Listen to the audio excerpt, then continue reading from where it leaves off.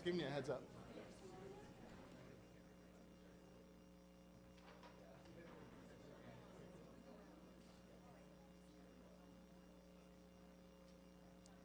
Okay, how's the balance for everyone? Anyone still need the white balance? I'm going to do an audio check. So this conference is going to begin in exactly 5 minutes. At the 3-minute mark, I'll give you guys the spellings of the names. And, yep, okay. All done with the balance?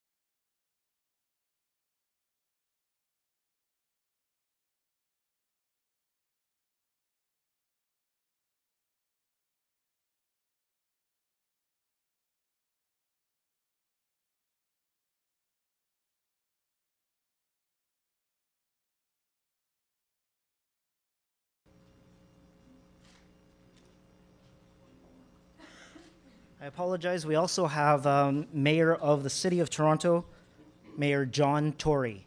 Last name is Tory. Yes. The lead detective is Detective Sergeant, is this right? That's correct.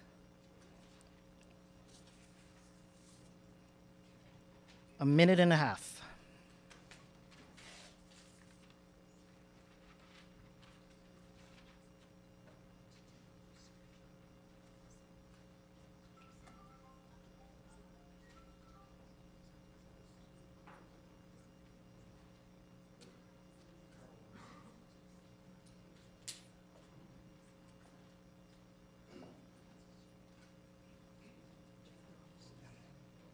Conference will begin in exactly 4 minutes. Sorry, 1 minute.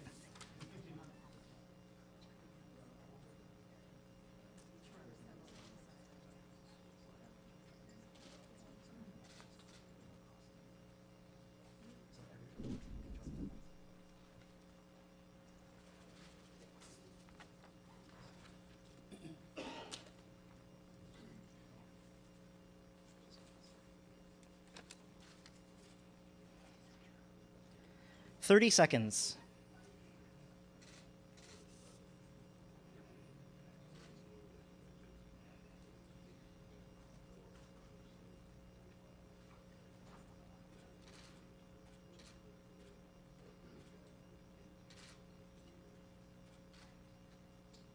10 seconds.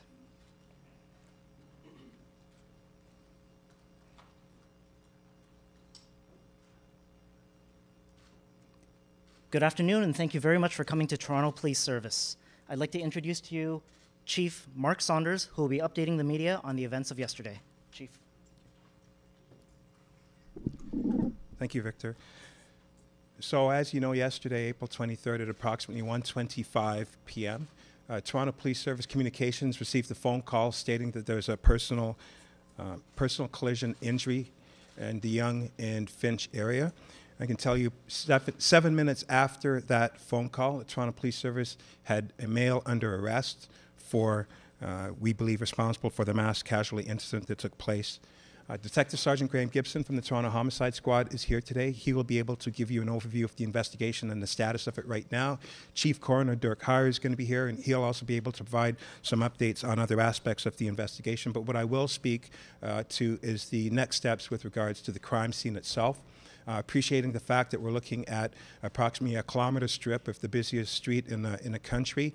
It's an outdoor scene. There is a lot of evidence that needs to be gathered. However, we try to take every measure possible to expedite the processing of the scene without affecting or compromising the integrity of the investigation. In order to do that, we had to acquire the resources of specialized traffic reconstruction resources from other jurisdictions. I can tell you the GTA collectively called to pitch in, and we're grateful for that particular help that was asked. However, at the end of the day, we were able to utilize York Regional Police Service as well as the Peel Regional Services to help assist with processing the scene as quick as possible. I'd also like to thank Commissioner Hawks and the Ontario Provincial Police for also providing special resources in helping look after the scene. I can tell you every effort is going to be made to continue to do what we can do to reduce the footprint that we have occupied at this point, and we are hoping by the end of the day to have that particular scene reduced. Now to speak on the actual investigation itself, Detective Sergeant Graham Gibson. Thank you, Chief. I'm going to update you on the investigation aspect of homicides 18 to 27 for this year. And with regard to the investigation, it is alleged that during the morning hours, as the Chief mentioned, of Monday, April 23rd, the accused, now known to be 25-year-old Alec Manassian, attended a Ryder truck rental facility just north of Toronto. He then proceeded to rent a panel-style van. Subsequent to that, he then made his way to the area of Finch and Yonge Street in Toronto, and this was around 1:30 p.m. As has been reported in the media, the accused is alleged to have posted a cryptic message on Facebook minutes before he began driving the rented van, and he drove it southbound on Yonge Street and onto the crowded sidewalks. He continued to drive southbound on Yonge Street, deliberately striking pedestrians on the sidewalk and roadway with the vehicle. The accused was arrested by a member of the Toronto Police Service in the area of Yonge and Shepherd Avenue. Once arrested, the accused was taken to 32 Division, and he was investigated by the Homicide Squad. He has been charged with 10 counts of first-degree murder, 13 counts of attempted murder, and we're anticipating a 14th count of attempted murder, which will be laid shortly following some follow-up investigation. The accused did appear in court today, this morning at 1000 Finch Avenue, and he's being held in custody. As you can imagine, the investigation is extremely detailed and ongoing. And because the accused has been charged, I'm restricted from discussing any evidence involved in the investigation, including any questions pertaining to motive. At this time, I'm going to appeal to members of the public and the business community in the affected area. If you have video of the incident or are a witness and you have not spoken to an investigator tonight or this morning or this afternoon, I'd ask you to reach out as soon as possible to the Homicide Squad or 32 Division to speak with an officer. The TPS has a portal on their homepage for members of the community to upload any video evidence they may have obtained along with their contact information, which can be put in as well. Investigators will be reaching out to witnesses and the surviving victims in the near future to follow up in the investigation. I'd like to thank everybody right now for their ongoing cooperation. Thank you.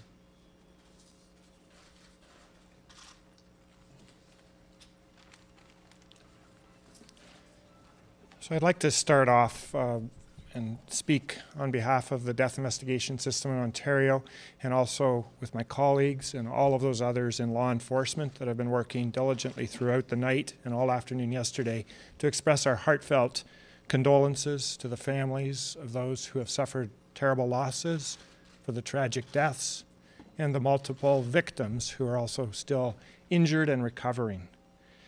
Also to not only the families, but also the communities, the city, and everybody generally across Canada and broader.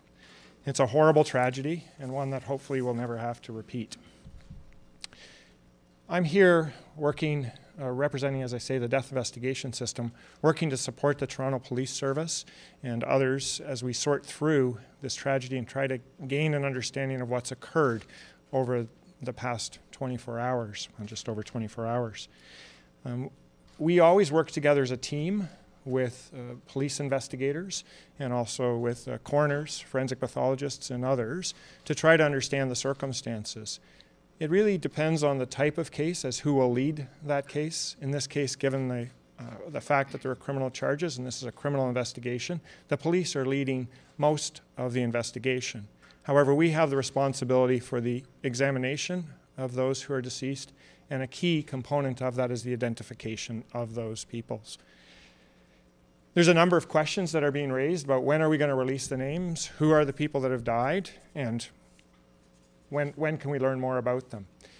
I'm going to tell you today that we have not confirmed any of the identifications at this point, and we are working to do that work carefully. We clearly recognize and fully sympathize with the families, and we recognize the significance of those and their friends who are desperate to understand and to know the true identities of those who have died.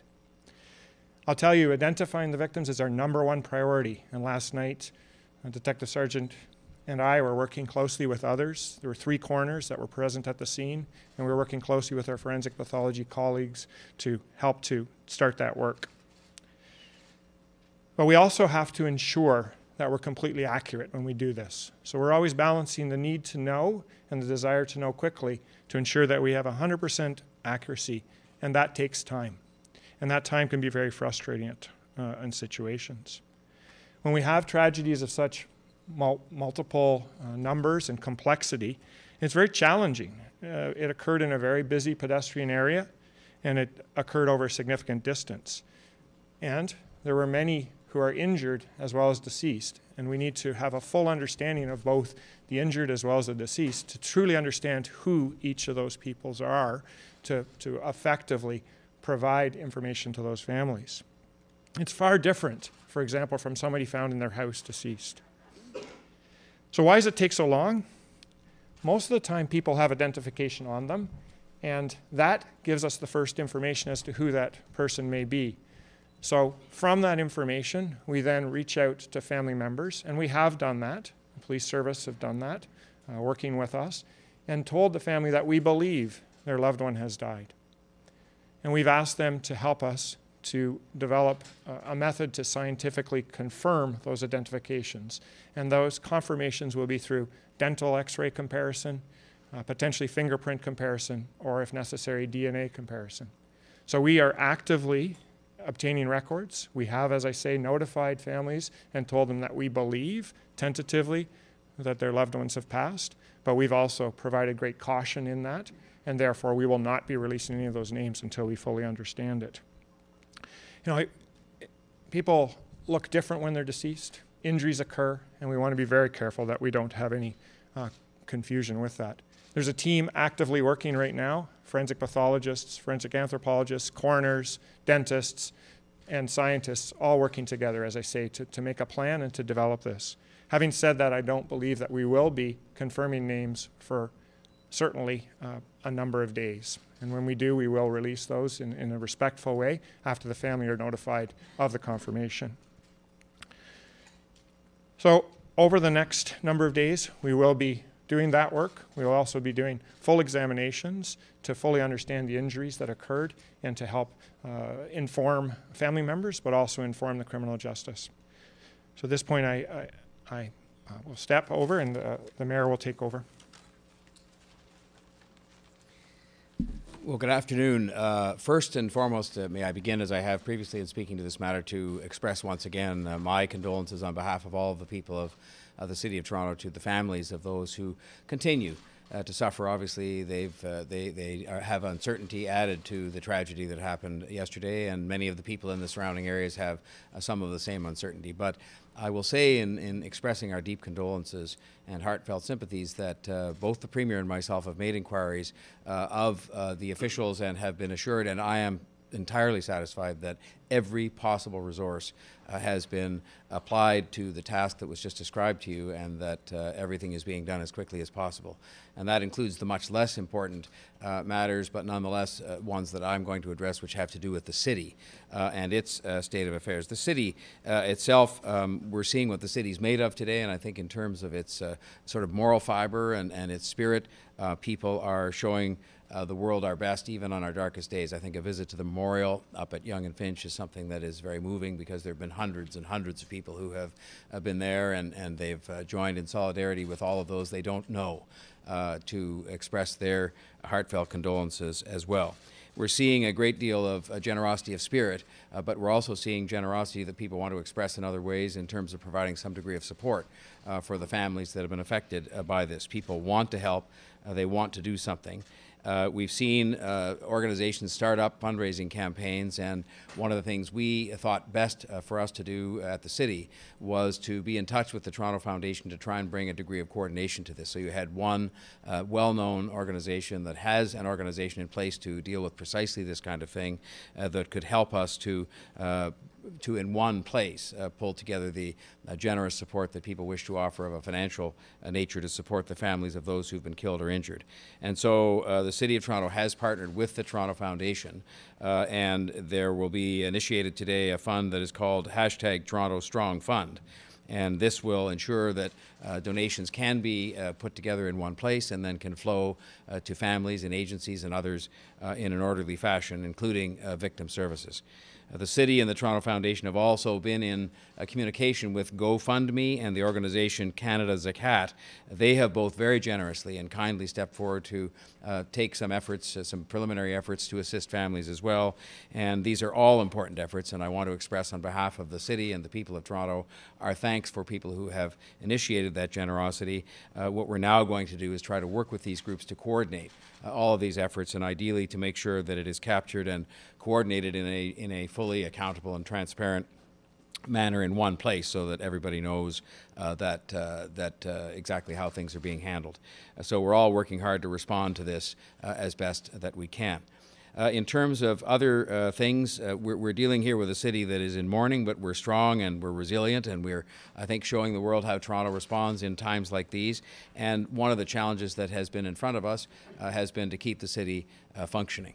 And we've had, I should tell you, extraordinary help. And I want to just underline again, as I have in previous times that I've spoken, the work that has been done by all of our first responders yesterday and today, and the work that continues to be done, of course, in the main by the Toronto Police Service, is something that was extraordinary to behold yesterday and continues to be extraordinary. And that, of course, not only extends to the work they're doing investigating, but also it includes the cooperation that the police chief and his men and women have shown to us in the context of trying to complete their work as soon as possible. And I should say I made it clear from my standpoint, while we want to get the city functioning normally, that I wanted to make sure he had every opportunity to do his work completely and properly and thoroughly, but obviously we wanted to get the city working. And I should say our city staff, together with staff from elsewhere, have also been very helpful in this regard. To that end, the North York Civic Centre will reopen tomorrow for business as usual, and we expect that to be the case, and that there should be nothing that should alter that. As you know, more than half of the affected area has already been opened to pedestrians and to traffic. The closure, the continued closure of part of the area is posing difficulty for many and is trying the patience of many, but I ask for people's continued understanding. As you heard the chief indicate, we expect that with all the work that is presently being being done by the police service, by the TTC, and by Canada Post in this area that it should be done by the end of the day today. And so while we won't we won't make the afternoon rush hour as a time that we can reopen the roads and reopen normal subway operations, we expect that will in fact be the case by early evening today. And so that means that during the afternoon rush hour, it's likely that the TTC will continue to bypass the North York station, and the section of Yonge Street that is presently closed will remain closed. But by early evening, we expect the full extent of Yonge Street to be reopened, and that the subway will then resume normal operations, including stopping at the North York Centre stop. And I will just say once again that in addition to the thanks the Chief offered to all of those from around the world who've been in touch with Toronto to offer their condolences and their sympathies, thank you. To the surrounding municipalities who've helped the police service and others with the task of doing all the work they have to do, thank you. And in particular to our own police service and to all of the people involved in this and all of the others involved in any way in emergency services, healthcare, the coroner's office, thank you, because they have done an extraordinary job, I can assure you, having had the chance to see a lot of it firsthand. Thank you.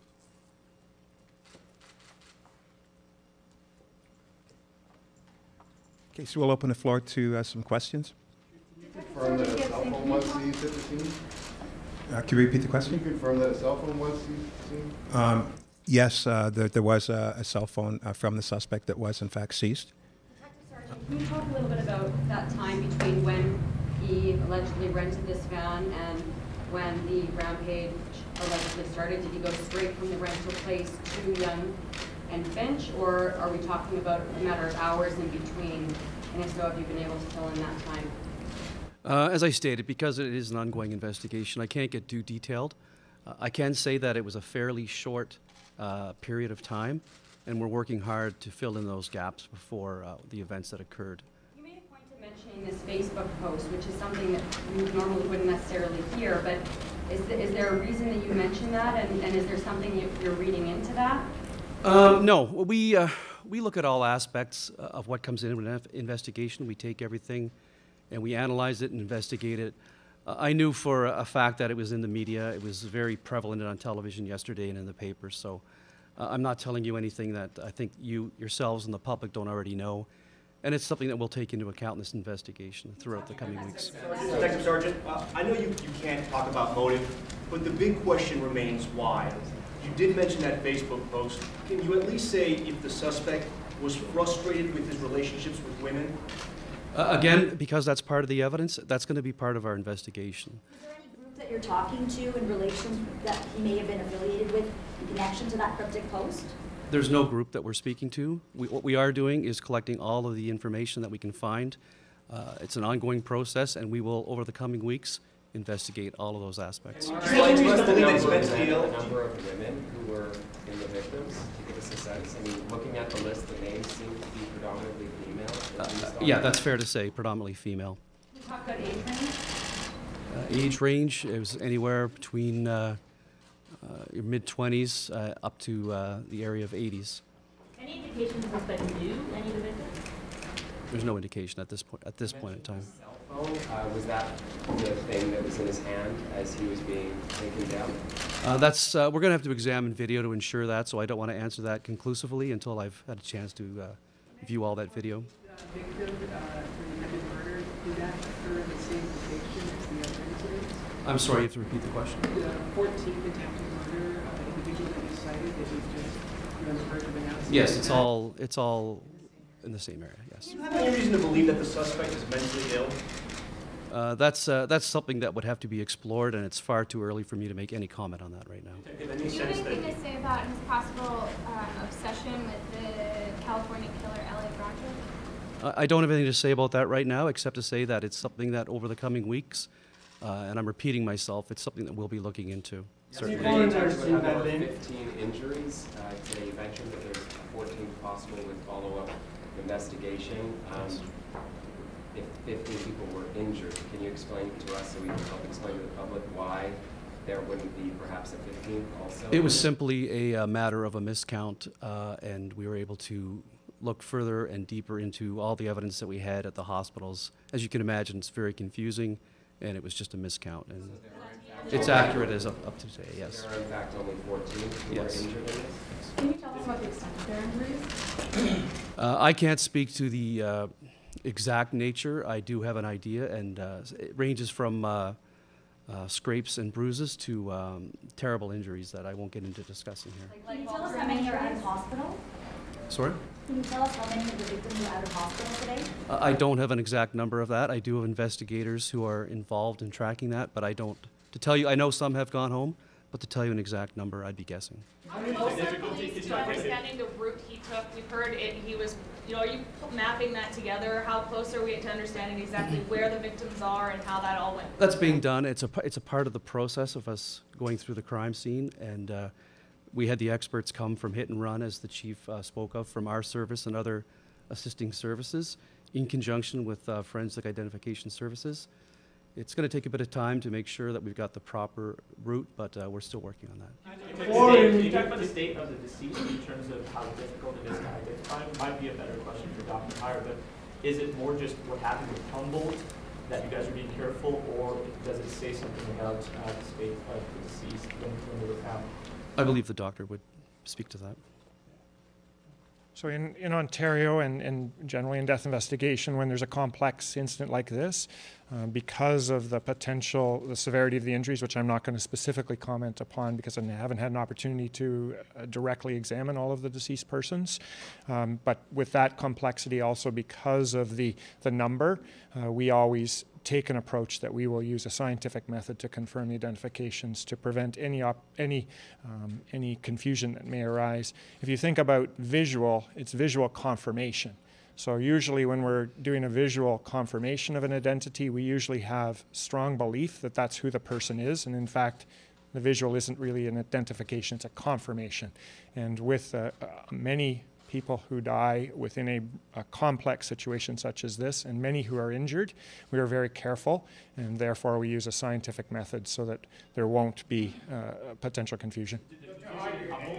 Because of what happened in Saunders, just to make sure you're following the usual protocols? This is our protocol. This is the process. This is the process that we take in a complex fatality. That's something we feel strongly about. We've talked about this through planning and discussions, and this is the best practice that we feel strongly with. It's very challenging, though, I will say, because there are many in the public, many in the community, many families who want us to confirm, and we're very careful about that. Discrepancy between the length of time that it takes to do, follow that protocol compared to the usual way of doing this? Well, the usual way really is case by case. So there are many cases that we would be using scientific confirmation in other situations of death.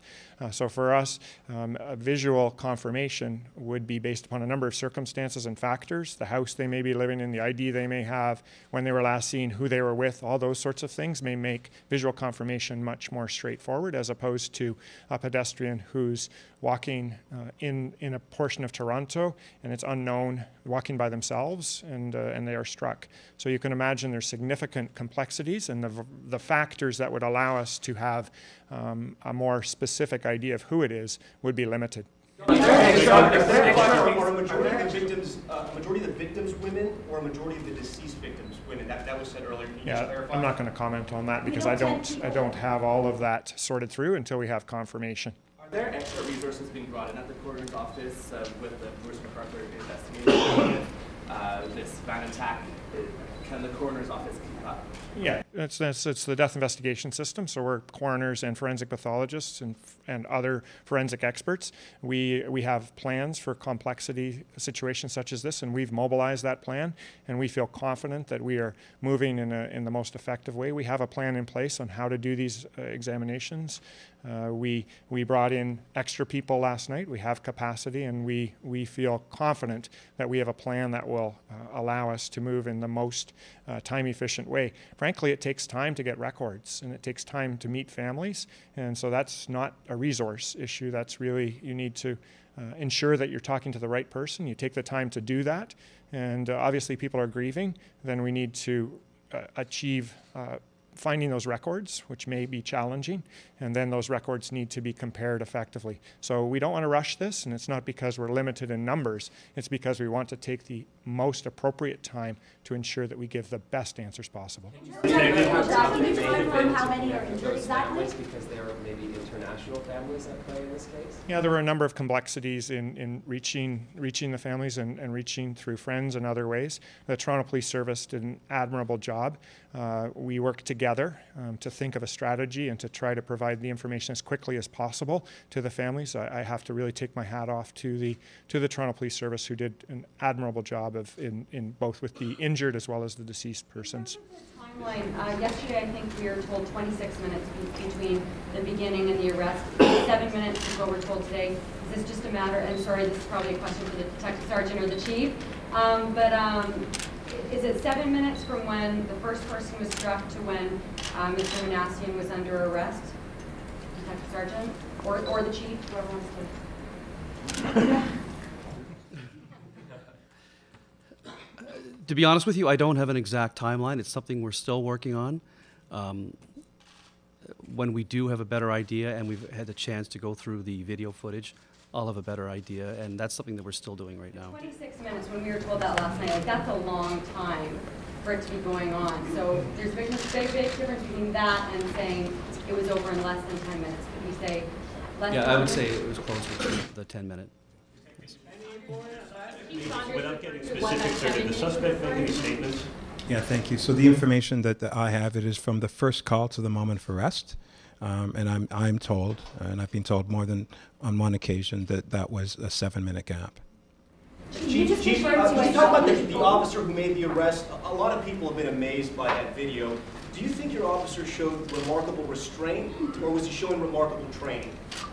Well, I mean, it's a combination of both. I mean, as an organization, one of the aspects of policing in today's environment with all of the urban cities across Canada is that we find that more of our calls for service involve a lot of aspects that require more de-escalation.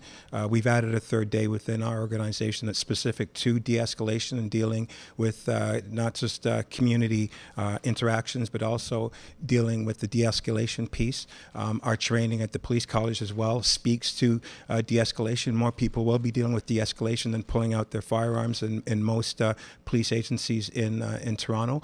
And so it is a focal point of our training piece. Having said that, that particular situation yesterday, the way in which it went down was nothing short of remarkable. Did he see it was a cell phone? Well, that's going to be evidence, and I believe Detective Sergeant Gibson wants to put a hold on drilling into the minutiae of it.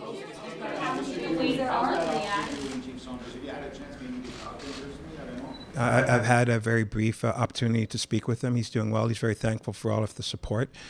He basically expresses he defaulted to his training under the circumstance, and we're doing anything and everything to make sure that his well-being is looked after. Can you talk about enhanced security around the city? There's the Jays game tonight. Has anything been beefed up as security-wise?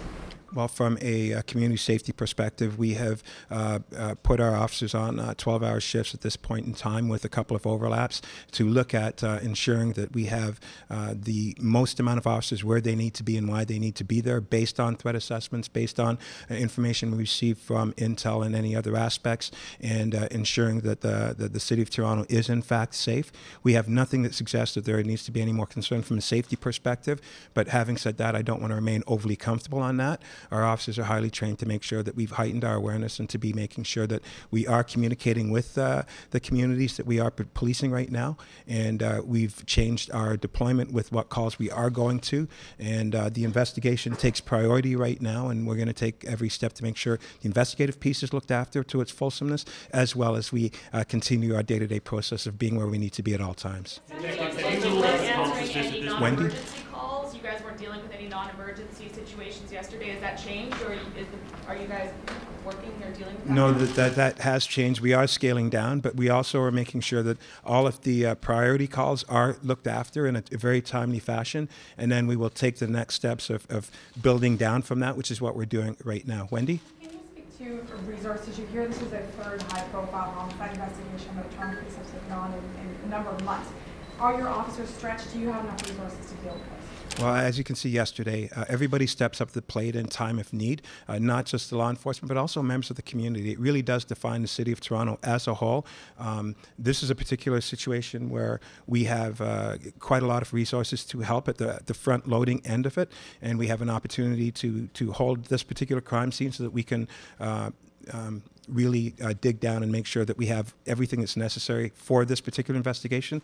Resource-wise, I'm very comfortable with where we stand right now. Can you talk about say the pretty race early on against that the there's rain? no evidence that this was terrorism, no evidence that there was a connection to another group. What provides that certainty? When you so sure? No, that was not said. That's very incorrect. As a homicide investigator, and Graham is very highly trained, all doors are open. Everything will be explored. You guys are looking at one particular aspect of the investigation, but I can tell you from his seat, there are going to be many more layers. There are a lot of judicial authorizations. There's a lot more video evidence that has to come in. There are a lot more witnesses, which is why we have the hotline up there.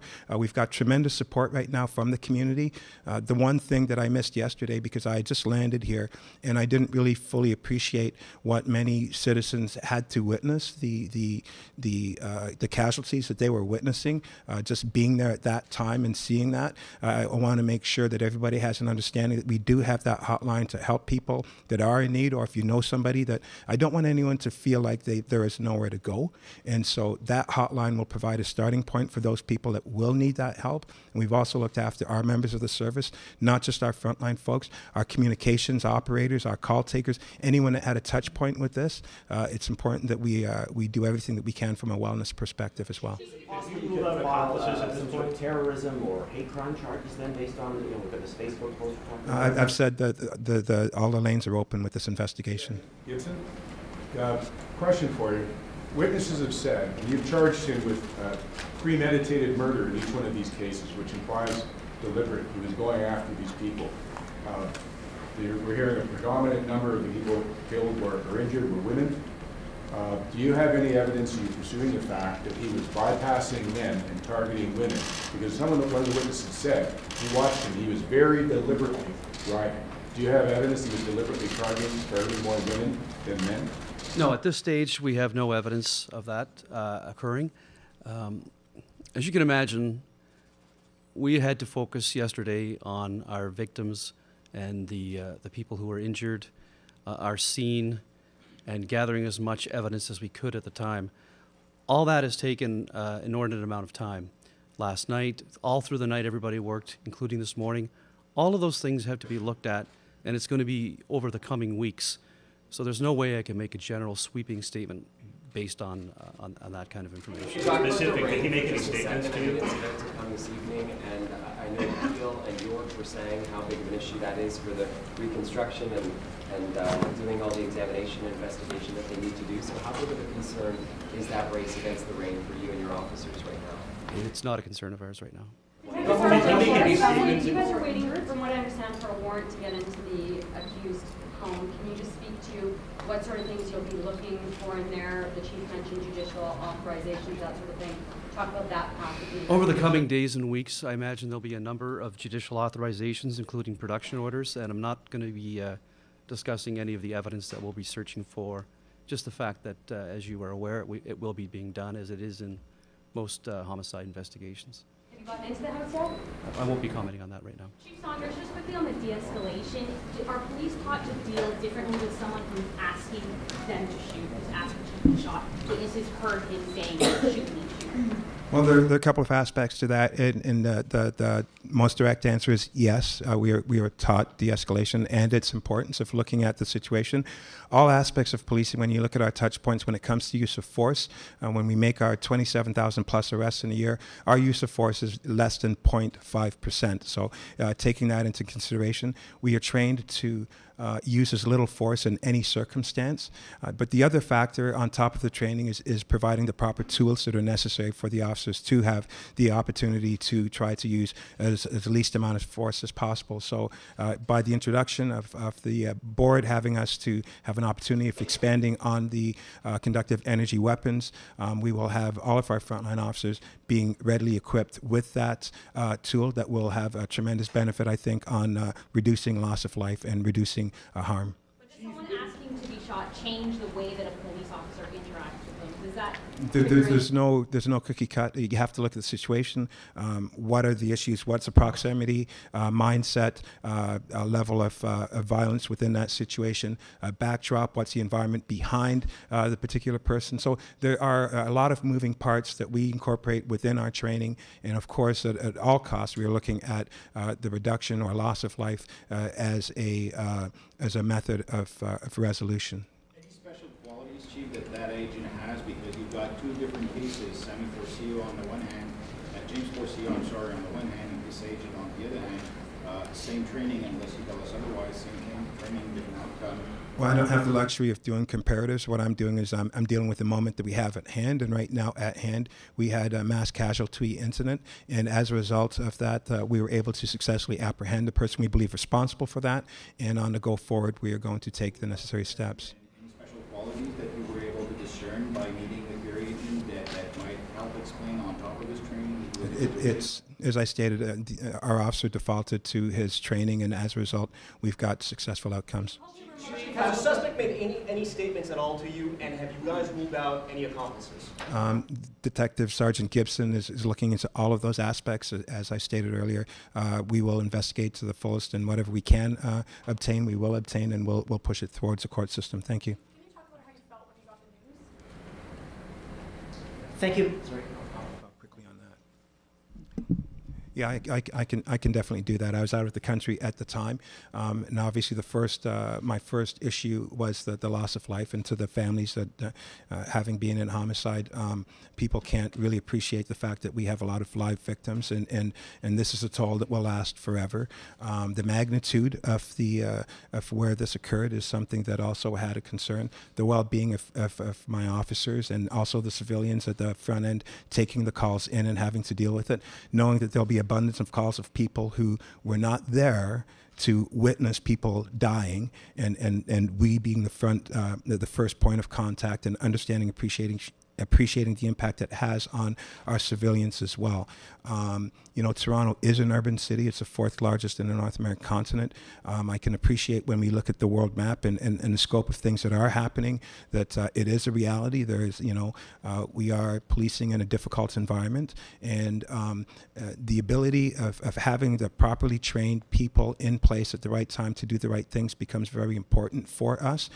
Looking at lessons learned on the go forward, how can we as an organization benefit from this? How can we educate and update the public in a timely fashion so that we can all take a part in that community safety perspective, and also looking at it globally to look for commonalities and look for, when we start debriefing, what can we do better? Are there things that opportunities for us to grow and enhance and make sure that we provide the best product that we can as law enforcement for the great city of Toronto? So anybody can call that victim services hotline, right? Somebody that witnessed it, and that's different from this one we're seeing up here. It was a different hotline, right? Yes, and we'll provide that particular hotline. It's important that we as a city as a whole, community safety is not just a matter of saving lives, it's also a matter of well-being. We have partners, we've got victim services and other people that are stepping up to the plate to assist us. It is for free. It is a service that will be provided for free. There is no cost to it. And I don't want people walking away thinking, I need help, but I can't afford it, or I need help, but I wasn't part of this investigation. Or if you have a friend that may have witnessed it but has nowhere to go, if that friend can contact that person and at least start a process, it would be of great benefit to us as a whole, as a community. So thanks for that. Can you just confirm how many people were injured? I'll let Detective Sergeant Gibson answer that. As I previously stated, 14. Any foreign consulate or embassy make an inquiry about the victims? Yeah, we do have at least the Korean so far, and there's others that we're dealing with, but it's just a matter of us being able to have the time this afternoon to get back to them. So it's ongoing. All right, thank you very much. That concludes today's conference.